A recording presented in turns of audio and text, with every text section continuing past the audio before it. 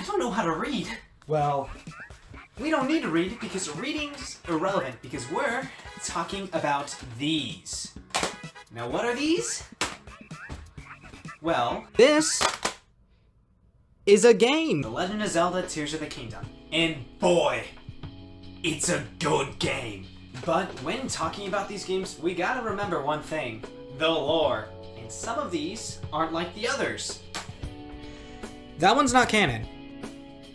But we're not talking about the non-canon games. We're talking about The Legend of Zelda Tears of the Kingdom. In my opinion, one of the best games of all time.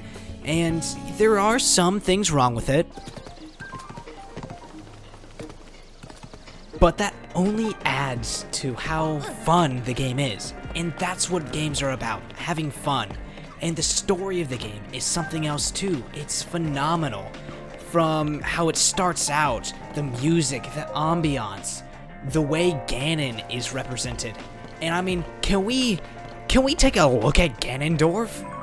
Look at this absolute unit. But enough about Ganondorf.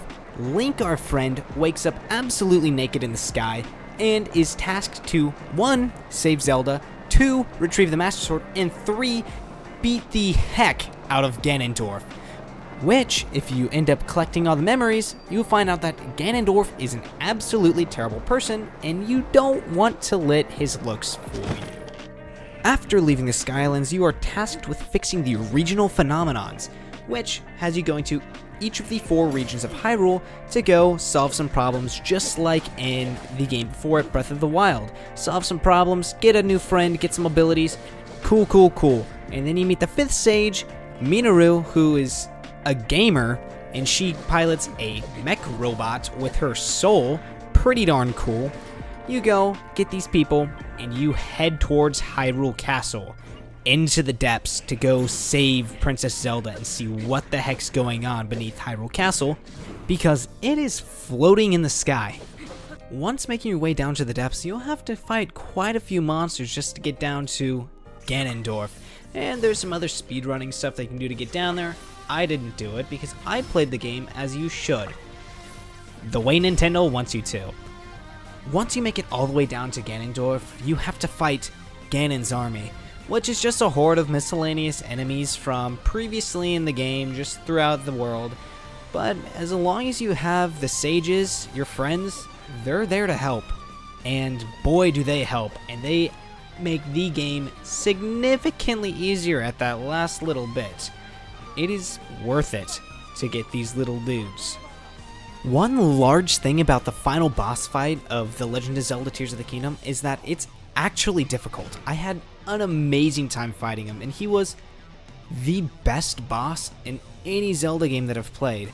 Towards the end of the fight, Ganondorf pulls out hacks, swallows his Sage Stone, and becomes a dragon, and you have to beat him up. But then Zelda comes in. And as soon as Zelda flies in as a dragon, it's amazing. Fighting alongside Zelda is such a big change in the series. After this, there's a cute little moment where you fall down and you save Princess Zelda after she turns back into a Hylian.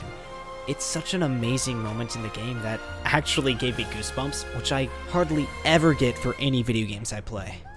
After defeating Ganon, that's pretty much it. There's no post-game content other than just going back and doing shrines and stuff, but eventually I know there will probably be DLC released. But some of the best parts of the game isn't following the story. It's the glitches and the wacky stuff you can do with fusion. Some of the glitches are just allowing you to fly wherever you want without needing battery. Or getting stuck on Colgera, the boss fight, and the Wind Temple.